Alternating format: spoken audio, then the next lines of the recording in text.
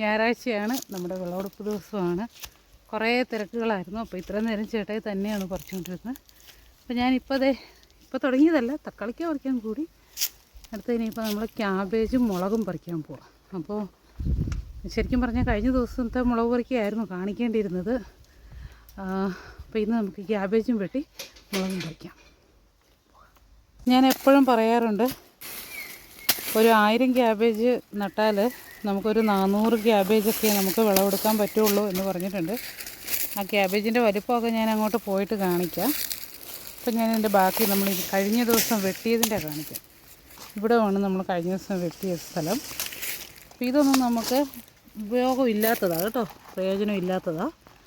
പുഴുവും കാര്യങ്ങളും ഒക്കെ ആയിട്ട് പോയിരിക്കുന്നതാണ്. ഇവിടുന്ന് അങ്ങനെ കുറേ ഉണ്ട്, ശരിയായിട്ടില്ല.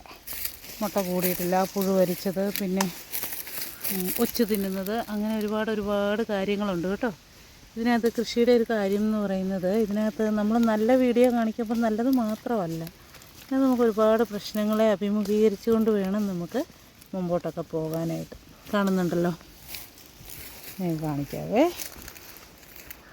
ഇതെല്ലാം ഇനി നമുക്കിത് കൊള്ളുകയില്ലാത്ത കേട്ടോ. ഇതിൻ്റെ എല്ലാ അകവശം പുഴു തിന്നു പോയതാണ്. അപ്പോൾ നമുക്ക് ഇതിനകത്തുനിന്ന് നമുക്കൊന്നും കിട്ടത്തില്ല. ഇതെല്ലാം നമ്മൾ പറിച്ച് ഇനി പശുവിന് കൊടുക്കാനേ കൊള്ളത്തുള്ളൂ. അപ്പോൾ ഇപ്പോൾ പറിച്ചുകൊണ്ടിരിക്കുന്നത് ഇതെല്ലാം ചേട്ടായി പറിച്ച് പോകുമ്പോഴേക്കും ഈ ചെറുതായിട്ടെങ്കിലും മുട്ടയുള്ളത് മാത്രമേ നമ്മൾ വിളവെടുക്കത്തുള്ളൂ, അല്ലാത്ത എടുത്തിട്ട് കാര്യമില്ലല്ലോ. എന്നിട്ട് ബാക്കിയുള്ളത് നമ്മൾ പശുവിന് വെട്ടിയിട്ട് കൊടുക്കും.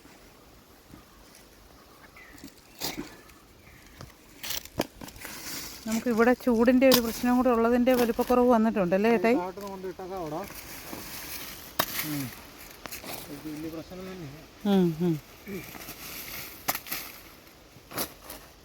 ഇത് ഞാൻ ഇത്രയും പറിച്ചിട്ട് നമുക്ക് താഴെ ചെല്ലുമ്പോൾ ഇത് ഞാൻ വെട്ടിയും കൂടെ കാണിക്കാം. ഇതിനകത്ത് എന്തേരം ഉണ്ടെന്നുള്ളത് കാണിക്കാം കേട്ടോ. അതേ നമ്മുടെ ക്യാബേജാണ് ഈ നിൽക്കുന്നത്. കാണുമ്പോൾ മൊത്തത്തിൽ കാണുമ്പോൾ ഞാൻ എപ്പോഴും പറയത്തില്ല, മൊത്തത്തിൽ വീഡിയോ എടുക്കുമ്പോൾ ഭയങ്കര രസമായിരിക്കും കാണാൻ, നിറഞ്ഞു നിൽക്കും. പക്ഷേ നമ്മൾ ഓരോന്ന് നോക്കി വെട്ടിയെടുക്കുമ്പോൾ നമുക്ക് വിവരം അറിയാൻ പറ്റത്തുള്ളൂ. അപ്പോൾ ഇത് കൊള്ളാം, ഇതിനകത്ത് ക്യാബേജ് ഉണ്ട്, ഇത് കൊള്ളാം. പക്ഷേ ഇത് കൊള്ളാമെന്ന് പറഞ്ഞാൽ എല്ലാം പുഴുവൊക്കെ നമ്മൾ പൊളിച്ചെല്ലാം കളഞ്ഞു വരുമ്പോഴത്തേനും ഒത്തിരി കുറച്ചേ കാണത്തുള്ളൂ കേട്ടോ. പിന്നെ ഇത് കൊള്ളാം, അകത്തോട്ട് നോക്കിയാൽ ചിലപ്പോൾ പുഴുവൊക്കെ ആയിരിക്കുമേ. പിന്നെ ഇതൊന്നും ഒരു 50 ഗ്രാമൊക്കെ കാണും. ഇതൊന്നും ഇല്ല അങ്ങനെ കുറേ എന്തായാലും നമുക്ക് ഇനിയും കാണിക്കാം കേട്ടോ, ബാക്കിയും കൂടെ.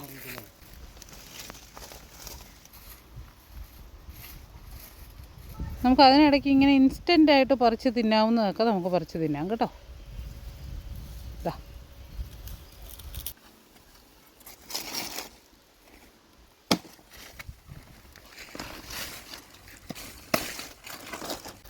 ഭയങ്കര നഷ്ടമായിപ്പോയി അല്ലേ?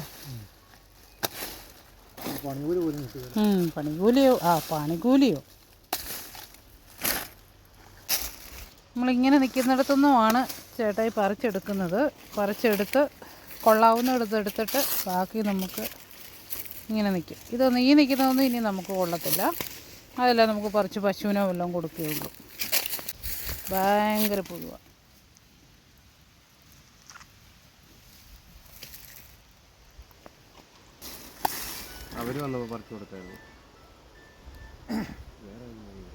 ഇപ്പം നമ്മുടെ പച്ചക്കറികളൊക്കെ ഇങ്ങനെ എത്തിയിട്ടുണ്ട്. അപ്പോൾ ഇനി നമുക്ക് നമ്മുടെ ക്യാബേജ് വെട്ടിക്കൊണ്ടിരിക്കുക. നേരത്തെ വെട്ടി വെച്ചതിൻ്റെ ബാക്കി ഇരുട്ടായതുകൊണ്ട് കാണുമോയെന്നറിയത്തില്ല. അതെ ക്യാബേജ് കാണണേ. ഇപ്പോൾ ഈ പറഞ്ഞ പോലെ കുഞ്ഞ് ക്യാബേജാണേ, 100 ഗ്രാം 150 ഗ്രാം അങ്ങനെയൊക്കെ കാണുള്ളൂ. ഇത്തിരി പുഴുവൊക്കെ ഉള്ളതുകൊണ്ട് ഇച്ചിരി കൂടുതൽ പൊളിച്ചും കളയേണ്ടി വരും.